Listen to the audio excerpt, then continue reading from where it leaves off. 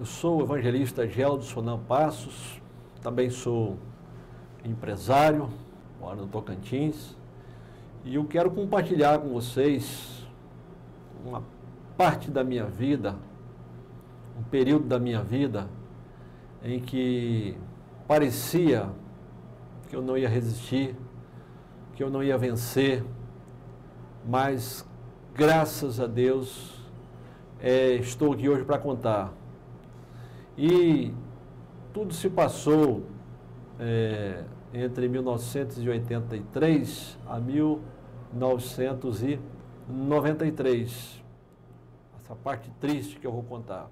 Mas antes eu quero ler com vocês uma passagem da Bíblia, 2 versículos da Bíblia. Vamos ler, acompanhe comigo, que explicam o que aconteceu comigo. Tem vários, a Bíblia toda explica por que tudo isso aconteceu comigo.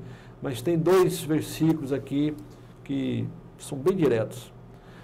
Provérbios 14, 12 diz o seguinte: há caminho que ao homem parece direito, mas o fim dele conduz à morte.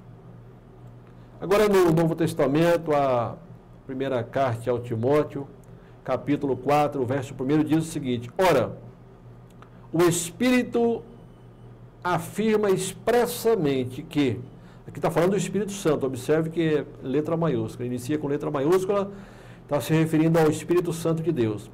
Ora, o Espírito afirma expressamente que, nos últimos tempos, alguns apostatarão da fé, por obedecerem a espíritos enganadores e a ensinos de demônios. Tem gente que fica arrepiada, né?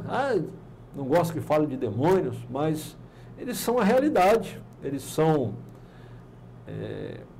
uma parte dos anjos, 1/3 dos anjos que acompanharam Lúcifer, que era um anjo poderoso. Ele foi lançado do céu, foi expulso por pretender ser igual a Deus. Ele foi expulso e trouxe consigo 1/3 dos anjos. E eles estão espalhados por aí, e eles são esses espíritos enganadores. Vou voltar a ler aqui o versículo bíblico em 1 Timóteo 4, versículo 1. Ora, o Espírito afirma expressamente que nos últimos tempos alguns apostatarão da fé, por obedecerem a espíritos enganadores e a ensinos de demônios. Espíritos enganadores, são esses que eu estou falando. Eu estou citando aqui, que a Bíblia diz que eles foram expulsos da presença de Deus. E hoje eles são inimigos de Deus. E hoje eles estão espalhados por todos os lados, enganando, colocando diante das pessoas, bem intencionadas inclusive, colocando caminhos, vários caminhos, e até eles têm uma pregação: todos os caminhos levam a Deus. Não é isso que a Bíblia diz. Jesus falou: eu sou o caminho, a verdade e a vida. Ninguém vem ao Pai senão por mim. Jesus disse ainda: aquele que não tem o Filho, que é o Filho de Deus, né, não tem também o Pai. Então, sem Jesus, meu querido, minha querida, sem Jesus Cristo você não alcança Deus. A Bíblia diz que crê em Deus até os demônios, esses aqui, creem e estremecem. Tá? Então, crer em Deus não salva ninguém. Olha, absurdo que eu estou falando, pode parecer, né? Mas crer em Deus não salva ninguém. Tá? Você tem aqui uma vida mais, por você crer em Deus, ter o temor de Deus, você tem uma vida com menos problema, mas salvação eterna só através do Filho que o próprio Deus ofereceu em sacrifício por nós. E esses espíritos enganadores têm aberto vários caminhos. E eu, um jovem inteligente, ansiando por vencer na vida, ter prosperidade, eu vim de uma infância pobre mesmo, família honrada, mas pobre, e ansiando vencer na vida, eu me lancei a trabalhar, casei muito jovem, fui para Goiânia com a minha jovem esposa, e lá nós moramos 15 anos. Antes havíamos morado 2 anos no interior de Minas Gerais, minha cidade de Natal.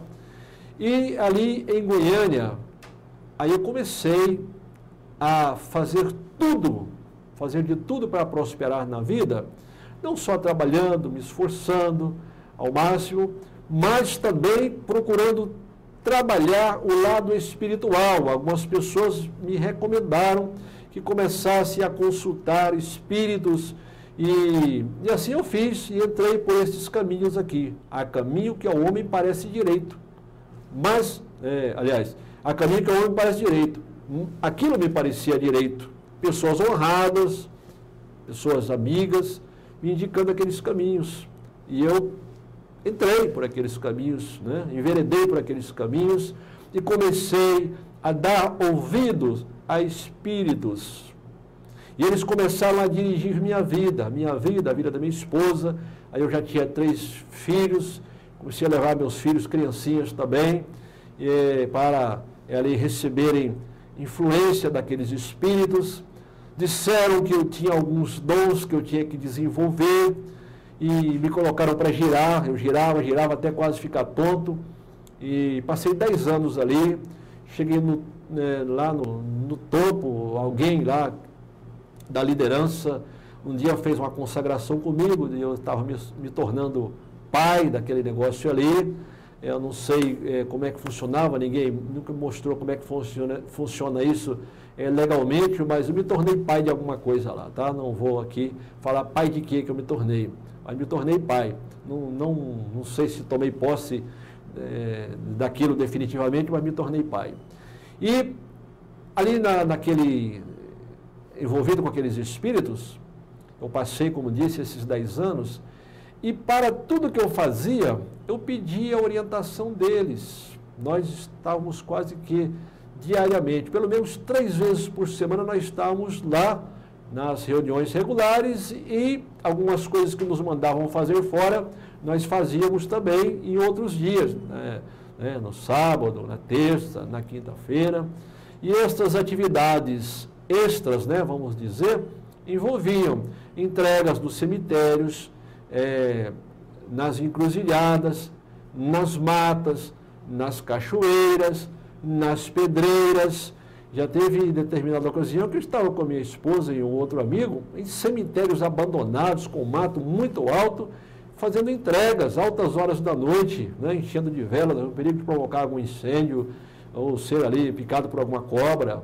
Cemitérios abandonados, E ali descia espírito, incorporava, falava, oferecia coisas. Eu me lembro que em determinada ocasião espíritos me ofereceram ouro, e eu olhava para um lado e para o outro e via alguns amigos ali que estavam ali buscando aquele ouro há muito tempo e não haviam conseguido. Para mim eles ofereceram ouro e eu falei, não quero. Na minha consciência não me pedia que aceitasse aquilo. Eu estava ali porque era bem intencionado e me foi dito que trabalhando com aqueles espíritos, eu estava fazendo alguma coisa para Deus. Eram espíritos que me xingavam de desgraça, de miséria, eram espíritos violentos. Mas eu fui ensinado por outros espíritos de luz, entre aspas, que desciam ali, eu fui ensinado por eles que eu deveria trabalhar com aqueles espíritos mais violentos também, porque eu estava ajudando na evolução deles. Eu não sabia que são inimigos de Deus, que foram expulsos da presença de Deus, que são espíritos enganadores. Eu não sabia. E eu entrei de cabeça e fazia tudo que eles me mandavam. Consultava acerca de qualquer negócio que eu fosse fazer, eu consultava. Aí eu cheguei em 85, cheguei a montar minha própria empresa, funcionou 8 anos, vencemos vários pacotes econômicos, várias crises. Era uma pequena fábrica de escapamento especiais para tratores e filtros de ar e pré-filtros de ar. Funcionou de 85 até 1993, vencendo muitas dificuldades, e parecia que eu estava no caminho certo. parecia que eu estava no caminho certo. Acontece que eu observava algumas coisas estranhas, tá? Disseram que eu tinha uma mediunidade de cura. E eu me lembro que um amigo, colega da maçonaria, que eu frequentava na época, ele inclusive tinha o último grau da maçonaria, e ele estava com câncer já, né, cerca de 1, 2 anos, e eu chamei ali uma equipe e nós fomos lá visitar aquele amigo, para curar naquela doença. Ele estava em casa, estava mal, mas estava em casa, sentado, e nós ministramos ali aquele dom sobre a vida dele, e a família relatou depois que ele começou a ver, ele perdeu a visão e começou a ver algumas criaturas horríveis que o estavam arrastando para o além. E ele gritava, pedia socorro, nós já vimos sair dali. Ele gritava e pedia socorro. E naquela mesma noite ele faleceu. Também uma família de amigos meus estavam com problemas conjugais e nós levamos ali.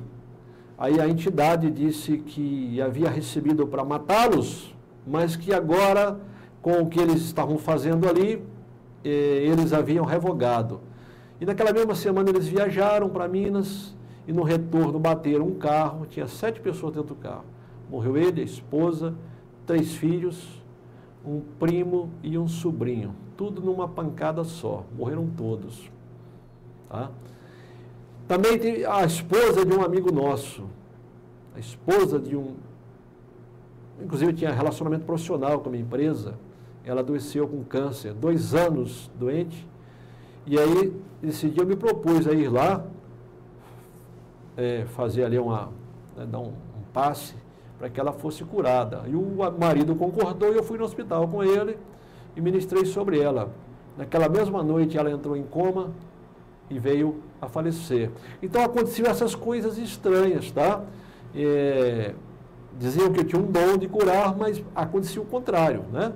E achava estranho, mas tudo bem, na boa fé, a gente acreditava em tudo que eles falavam para a gente, eu e minha esposa, e trabalhávamos ali com toda a dedicação. E quando foi em 1990, algumas coisas começaram a dar muito errado na minha firma, e comecei a me endividar. E quanto mais eu consultava os espíritos, mais confuso eu ficava. Vejam bem, eu já trabalhava para eles havia 7 anos. Até então parecia que estava dando tudo certo. De repente, a partir de 90, as coisas começaram a dar errado. E aí, na primeira crise que eu tive que cobrir alguns cheques, algumas coisas, comecei a pedir dinheiro emprestado e não conseguia.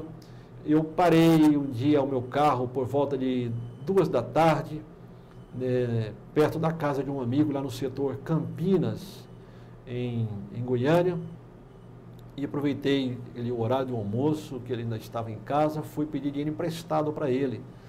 E ele não tinha dinheiro, pelo menos para emprestar, né? É claro.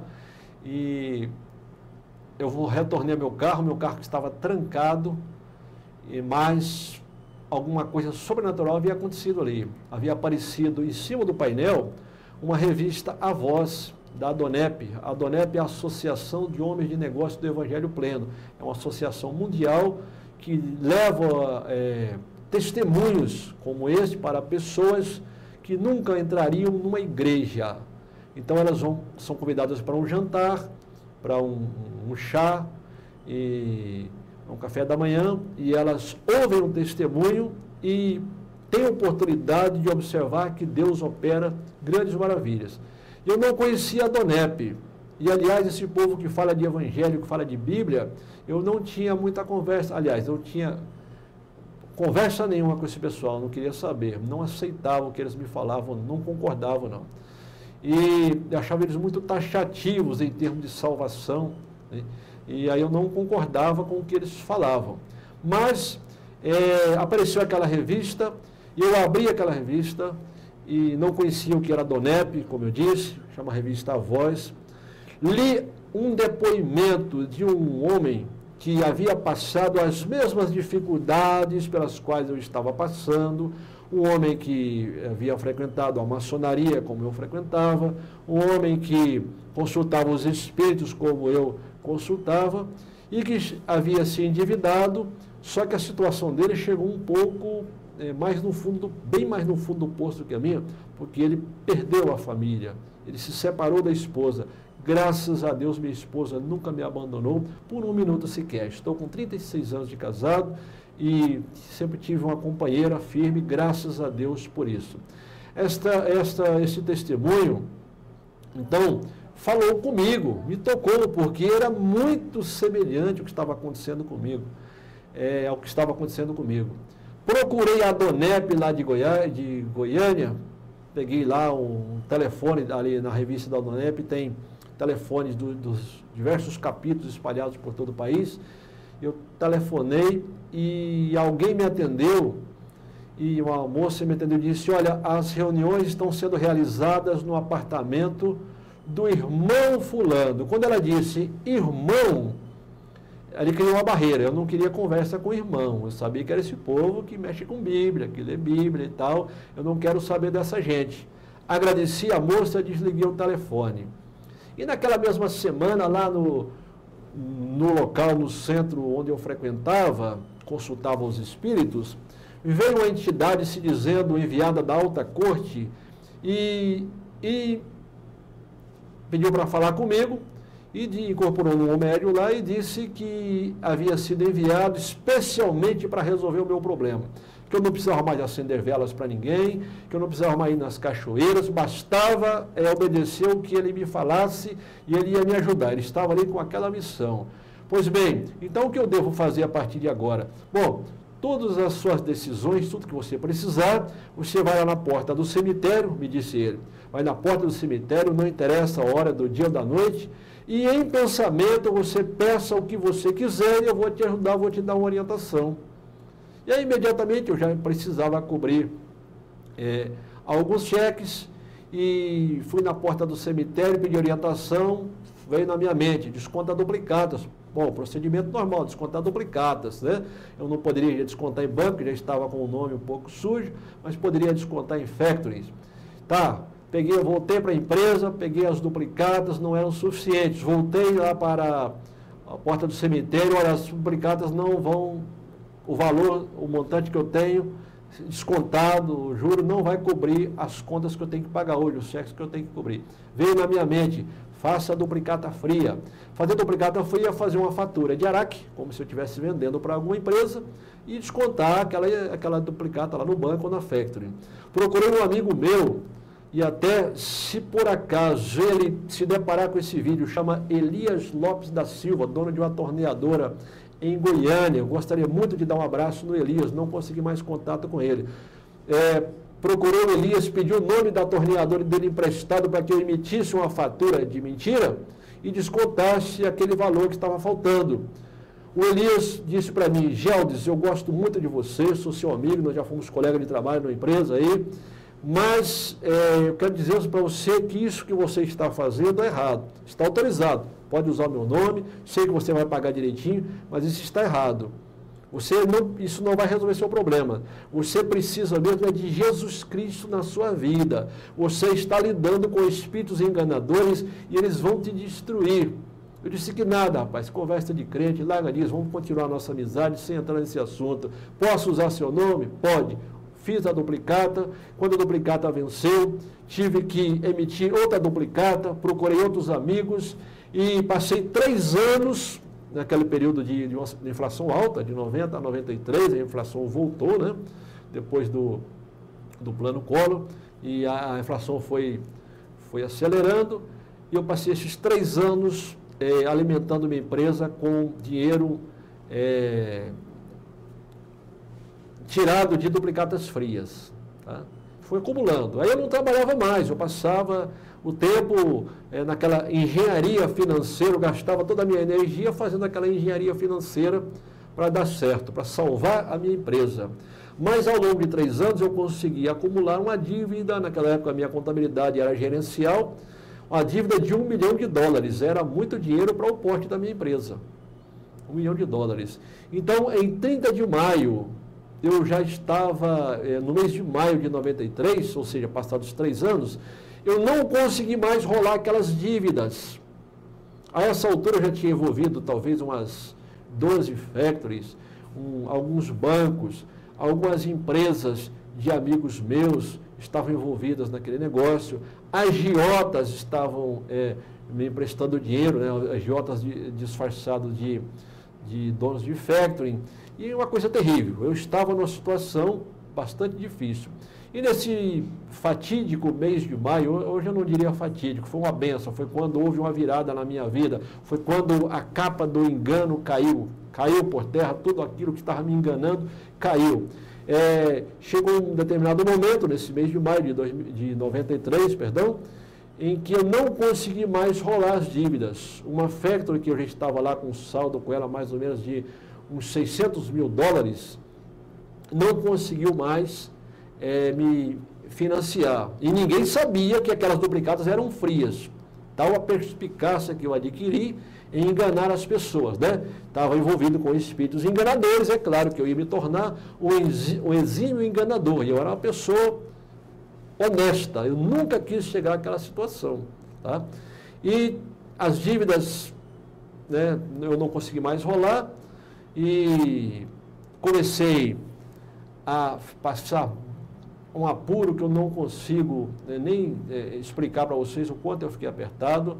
A essa altura eu era venerável mestre de uma loja maçônica, era grau 33 da maçonaria, era tido como uma pessoa honrada, uma pessoa bem-sucedida, e de repente a capa caiu, né? Todos os meus amigos ali viram o que estava acontecendo e a coisa saiu do controle.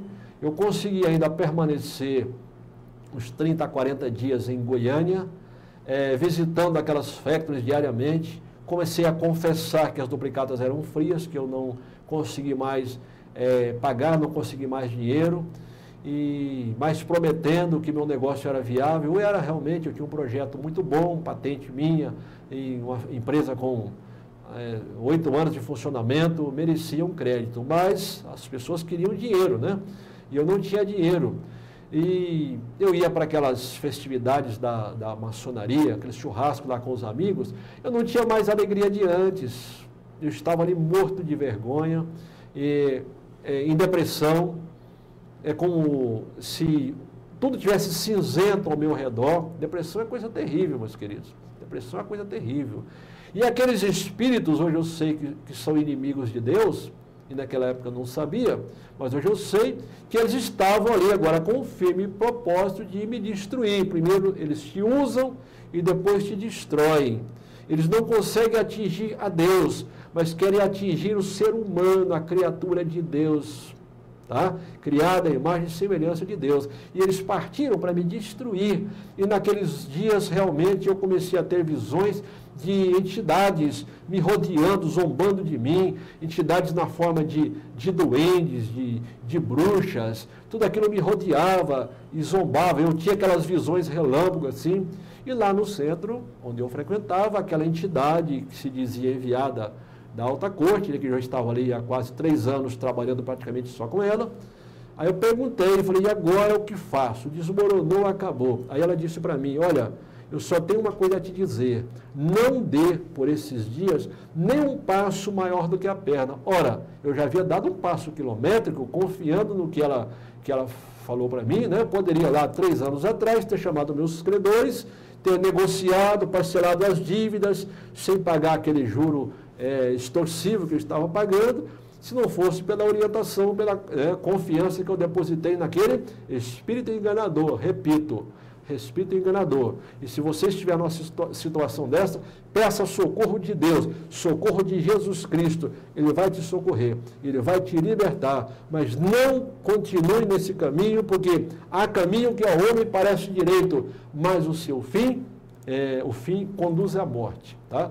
E eu estava ali realmente perto da morte. Eu não tinha mais paladar, a minha língua grudava no céu da boca, a comida não descia, era uma amargura tão terrível que eu não consigo explicar. E eu só me via, eu tinha 3 armas, tinha uma pistola semiautomática, tinha um 38, um 32, e eu só me via puxando uma daquelas armas na minha cabeça, não tinha saída. E eu me lembro que, um determinado dia, um dono de factory falou, olha, eu vou te ajudar, e tem um advogado importante aqui, especialista nesse tipo de problema, e você vai falar com ele, vai te ajudar, só com um compromisso, você vai me pagar primeiro do que todos os demais. Falei, tudo bem. Me recomendou para esse advogado, fui falar com ele, analisou a situação, olha, realmente a sua situação é muito difícil e você não vai poder ficar por aí que esse pessoal vai te matar. Eles têm envolvimento com alguns maus policiais e eles vão te matar e você não tem saída, eles já mataram vários aqui. Então você vai se esconder com a sua família, vai pegar todas as máquinas, os equipamentos da sua empresa, suas matrizes e vai esconder em algum lugar, da noite para o dia, e você vai voltar a trabalhar, eu vou negociar com todos eles, daí uns 15 dias você volta a trabalhar, reinstala a sua empresa, e aí com todos os acordos já firmados para você pagar no prazo que você conseguir. Ótima orientação para quem não tinha saída, né? Aquela para mim aquele foi um alívio. Tá, aí eu parti para colocar em prática aquele plano para o qual o advogado havia me orientado, né? E reuni com a loja maçônica da qual eu era venerável mestre. O meu sucessor já estava eleito para o ano seguinte e só a posse, pedi que antecipassem a posse dele, dei posse a ele, expliquei a minha situação e disse que quando eu resolvesse todos os meus problemas, eu retornaria para a maçonaria. 10 anos antes eu havia entrado ali, um jovem honrado, um nome limpo, agora eu estava ali todo destruído, envergonhado, no fundo do poço, sem chance até de sobreviver. Mas eu pedi para eles, eu disse, olha, estão ameaçando os meus filhos, lá no colégio onde eles estudam, a segurança já foi mobilizada e eu preciso de um lugar para me esconder a minha família, vou esconder minha firma em outro lugar, e depois eu volto a trabalhar. Eu não quero ajuda financeira porque eu sei que isso é impossível, é muito dinheiro e não estou pedindo que ninguém me ajude a decidir. Eu quero apenas me esconder porque nós estamos correndo risco de vida. A minha família, os meus filhos estão sendo ameaçados de sequestro porque a segurança lá do colégio já avisou. E todos baixaram a cabeça, dali não houve solução alguma e hoje eu entendo, com a cabeça mais fria eu entendo, não tiro a razão de nenhum deles, eu também não teria como ajudar, né? Eu havia me envolvido em algo muito errado, duplicatas frias, envolvido muitas pessoas queridas, muitas empresas, e era um beco sem saída, né? Então eu era um camarada destruído, derrotado, candidato à cadeia, ao manicômio ou ao cemitério, eu não tinha outra saída. Diante da recusa deles, eu saí dali chorando, né? E um templo bonito, dei uma olhada ali e senti que nunca mais eu colocaria meus pés ali dentro, não sabia por quê, essa não era a minha intenção era voltar assim que resolvesse meus problemas. Chego em casa, lá no meu apartamento, eu morava no 4º andar, ali próximo à Praça Tamandaré, e cheguei em casa, isso era num sábado, essa reunião extra que eu fiz com eles, sábado pela manhã, e essa sessão extraordinária, cheguei em casa, minha esposa, olha, ligou um credor seu aí, não tinha celular naquela época, o cara havia descoberto o telefone da minha casa, ligou um credor seu aí, ele disse que ele não quer mais receber de você, ele agora quer a sua cabeça. Quando minha esposa me disse isso, eu fiquei muito desesperado, porque aí eu percebi que eu ia ter que matar, e é claro que não estava isento de morrer imediatamente, né? E não tinha saída, havia saído totalmente do controle a situação. Aí fiz alguns planos, eu olhei lá, pensei em pular ali no 4º andar, mas eu olhei os meus filhos, as crianças não tinham culpa de nada, eu disse, meu Deus, como é que eu vou deixar a minha família numa situação dessa, os meus filhinhos inocentes, crianças, sorrindo, brincando comigo, sem saber o que estava acontecendo. E eu não tinha mais o que fazer. Como é que eu vou deixar minha família, minha esposa, tão leal, tão fiel, tão companheira? Como é que eu vou deixá-la? Como é que isso pode acontecer? Né? Aí tinha é uma imagem da Senhora da Conceição, que o Preto Velho havia mandado eu colocar no meu apartamento, assim como tinha mandado eu colocar um São Jorge lá no meu escritório, naqueles últimos anos. E eu cheguei para a Senhora da Conceição, uma imagem bonita que estava bem no alto, assim, do apartamento, da entrada, e pedi para ela um socorro. E foi a oração mais sem ressonância que eu já fiz até hoje. Eu não senti a menor direção, não senti que tivesse alguém ouvindo aquela oração, não senti respaldo algum naquela oração que eu fiz. Terminei aquela oração ainda mais vazio, fiz novos planos ali no apartamento de pular, mas olhava para as crianças, não tinha coragem de fazer isso, mas a minha vida não tinha mais saída. Aí eu telefonei para uma senhora desse pessoal que lê Bíblia, né? Que fala de Bíblia, que fala de Jesus Cristo. Eu liguei para ela e falei, fulana, eu estou com esse problema, a minha vida acabou e eu não sei o que fazer. Eu não sei por que liguei para ela, não. Ela disse, Geldes, vem para minha casa, você, sua esposa, seus filhos, pega seus 2 carros, vem para cá. Aqui Jesus Cristo não vai deixar ninguém tocar em você.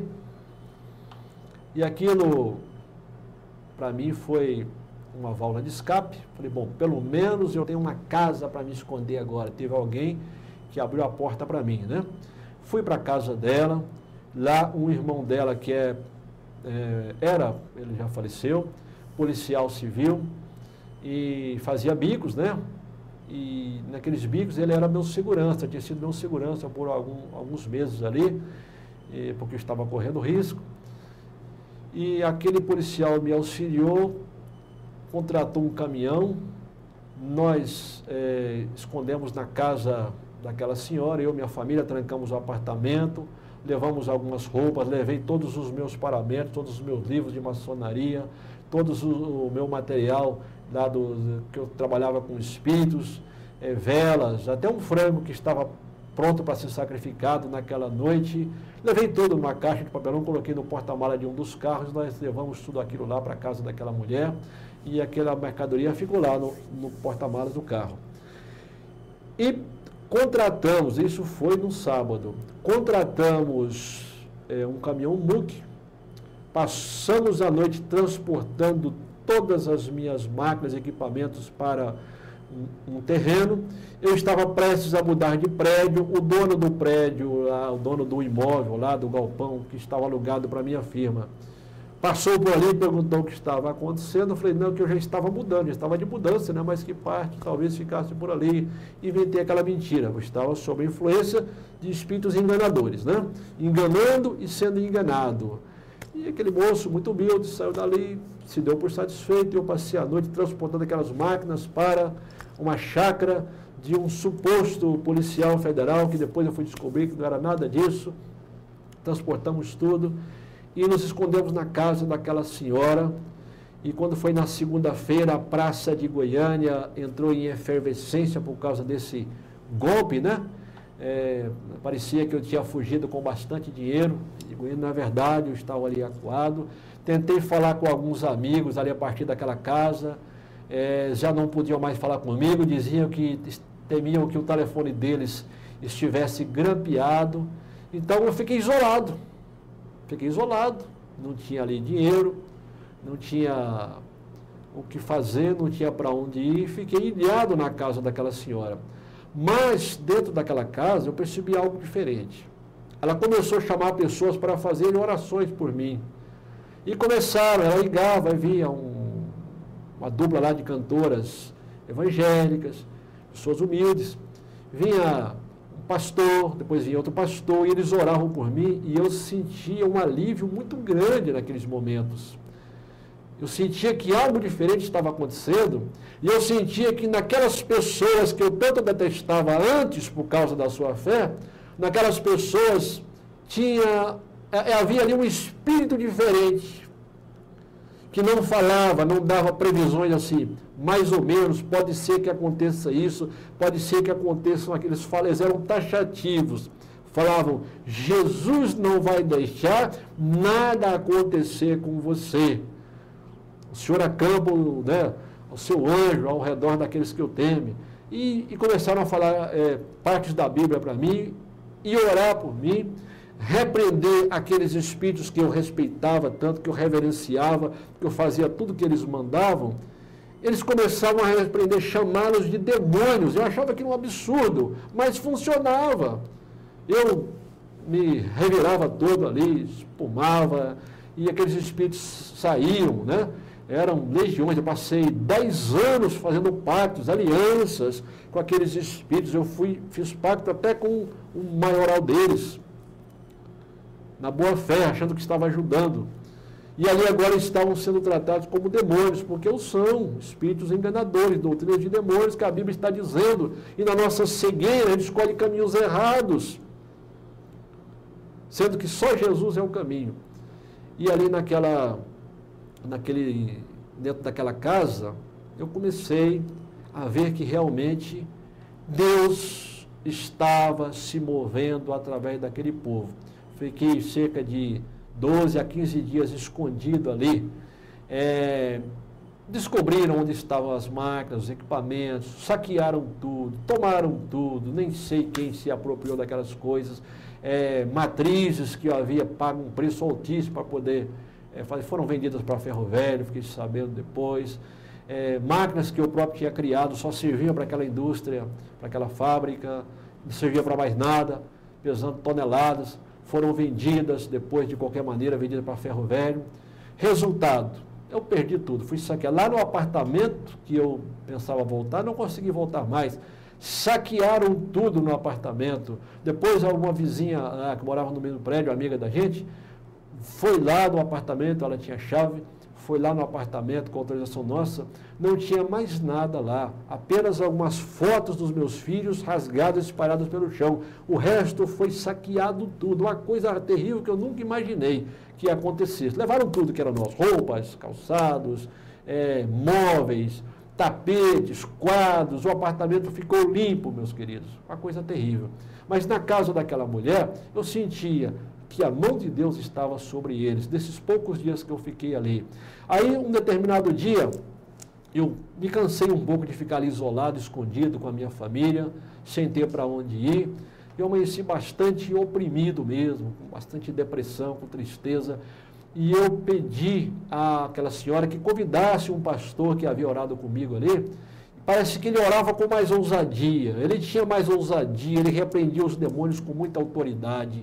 E eu pedi que ela chamasse ele, porque ele havia desaparecido, tinha uns 5 dias que ele não nos visitava mais. Ela chamou aquele moço, e ele chegou ali, e eu falei, olha, eu queria que o senhor orasse por mim, porque hoje eu não estou bem, e a sua oração é muito forte. O senhor repreende os demônios com muita autoridade. Ele falou assim, não vou mais orar por você não. Eu falei, mas por quê? Você não quer nada com Jesus Cristo, você está à beira da morte, os demônios partiram para destruir você, sua esposa, seus 3 filhos, partiu para matar todos vocês. Nós estamos falando que Jesus é o caminho, que Jesus quer te receber, mas você não quer. Jesus não vai te pegar na marra não, meu filho. E quando ele disse que não ia mais orar para mim, aí eu fiquei desesperado e tentei argumentar, olha, mas eu sou de Jesus. Lá no centro ele se chama Pai Oxalá, ele fica lá no alto do altar, ele fica lá no topo. Ele disse, isso não é Jesus, não. Vamos fazer o seguinte, vamos encerrar essa conversa. Você concorda que eu repreenda tudo que está em você, que não provém de Deus? Você renuncia a tudo isso? Eu falei, não, eu não quero nada na minha vida que não seja de Deus. Se tem alguma coisa em mim que não é de Deus, eu renuncio, perfeitamente. Aí eu ajoelhei e ele orou, eu tinha autorizado ele repreender tudo que não provinha de Deus, ele repreendeu tudo que é espírito que estava me enganando. E naquele momento alguém leu um versículo para mim, que está em Mateus 11, 28, diz o seguinte, vinde a mim todos os que estáis cansados e oprimidos, e eu vos aliviarei. Tomai sobre vós o meu jugo e aprendei de mim, que eu sou manso e humilde de coração, e encontrareis descanso para as vossas almas. Quem disse isso foi Jesus. Quando eu leio aquele versículo e alguém orou por mim, foi como se tivesse saído dos meus ombros uma tonelada. Naquele momento eu senti uma mão poderosa tirando dos meus ombros o peso de uma tonelada. E a partir dali eu entreguei a minha vida a Jesus Cristo, isso tem 20 anos.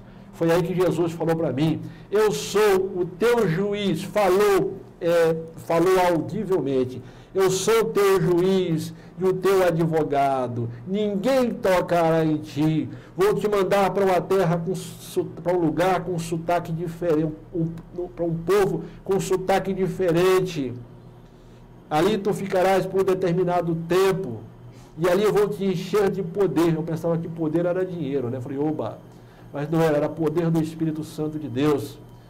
E dentro daquela casa, ainda naquelas orações, pessoas ali que têm o dom verdadeiro de visão da parte de Deus, viram durante aquelas orações ali, espíritos na forma de morcego, mas do tamanho de um homem, vinham voando,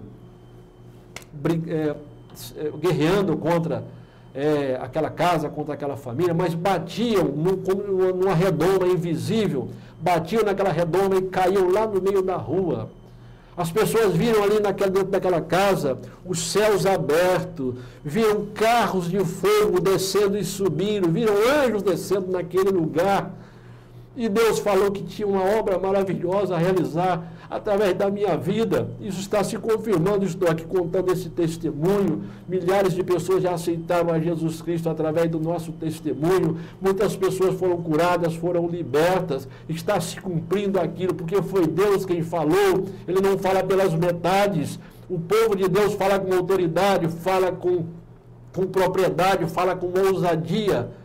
E eu estou aqui contando o que Deus fez na minha vida. 20 anos, hoje eu moro em Palmas, tenho uma casa abençoada, tenho uma empresa abençoada, tenho uma família abençoada, não tenho que tirar um centavo da obra de Deus para sobreviver. Se tivesse que tirar também não teria o menor problema. O trabalhador é digno do seu salário. Creio que pode chegar um momento que eu vou depender exclusivamente da obra de Deus, aí sim eu vou ter o meu salário, mas hoje eu não retiro nada, não preciso, graças a Deus. Tenho a minha empresa abençoada, próspera, conhecida na região. Sou abençoado.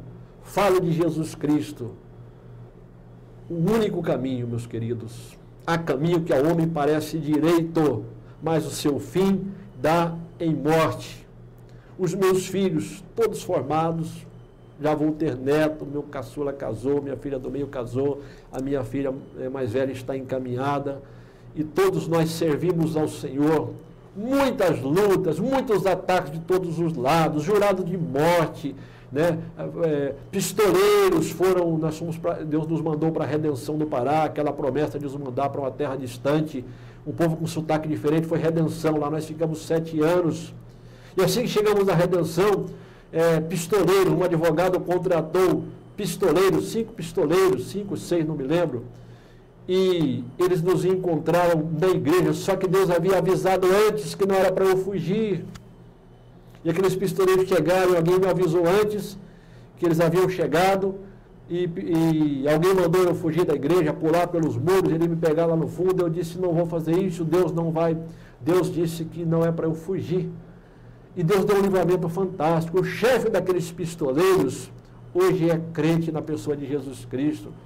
Já falei com ele algumas vezes aqui em Palmas, já orei com ele. Recentemente ele me telefonou, está firme na igreja. O chefe daqueles pistoleiros. Mas naqueles dias lá, que eles foram lá em Redenção do Pará, para me pegar, para me sequestrar, acompanhados de um advogado, Deus fez coisas maravilhosas. O nosso carro, naquela época, ainda tinha um carro, depois acabaram tomando tudo, eu passei algum período de bastante escassez, mas o nosso carro desaparecia na frente deles. Nós estávamos numa cidade estranha, terra estranha, não conhecíamos ninguém, e eles nos perseguindo, eles mesmos relataram que o nosso carro desaparecia na frente deles. E nós nem sonhávamos que aquele povo estava nos perseguindo. Mas Deus, e quem andou contando isso por toda a cidade foram eles, não nós. Eles contaram tudo isso ali naquela cidade, que nunca viram algo igual.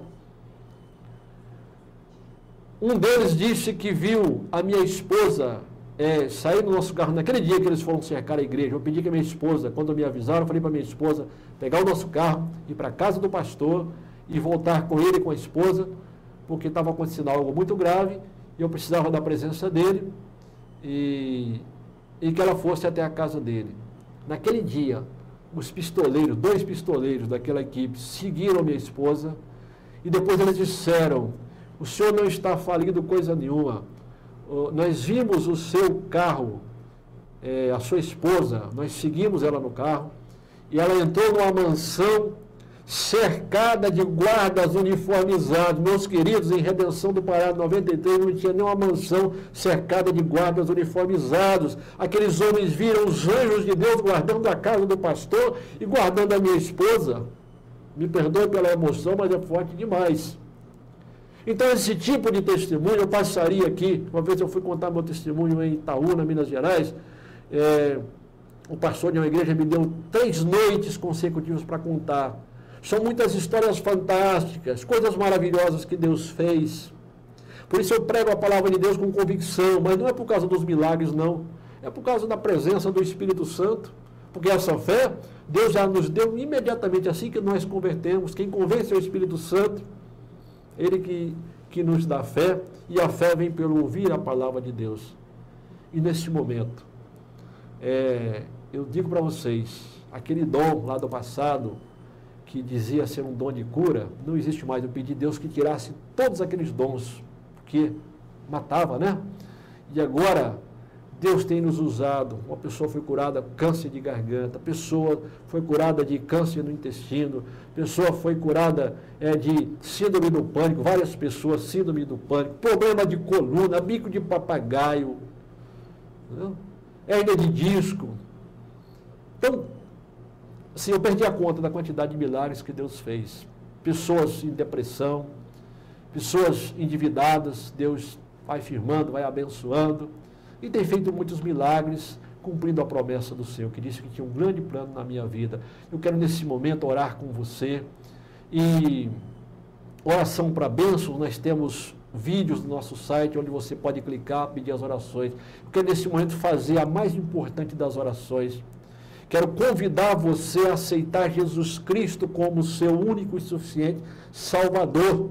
Porque essas coisas maravilhosas que Ele fez na minha vida, Ele quer fazer na sua vida também. Basta que você abra a sua vida para Ele entrar. Ele não faz acepção de pessoas. Me pegou um pobre coitado, destruído, condenado à morte, cheio de erros. Sim, aqueles problemas lá que eu deveria ter com a justiça, tudo aquilo foi publicado no jornal de grande circulação, veio a público em 93. Se tinham crimes, todos prescreveram, mas nunca se abriu um processo contra mim, porque Jesus tinha falado: eu sou o teu juiz, o teu advogado. Então nunca foi aberto um processo criminal contra mim. Um promotor de justiça tinha dito, vizinho nosso, disse que eu não escaparia da cadeia, falou para um amigo meu. Então, coisas maravilhosas Deus fez, coisas maravilhosas Deus fez, confirmou a sua palavra de que Ele é meu juiz e meu advogado. Não devo nada à justiça, nunca tive que pagar nada para a justiça. Todos aqueles crimes, de formação de quadrilha, de estelionato, falsidade ideológica, somado, isso já prescreveu tudo, não devo mais nada, não devo um centavo.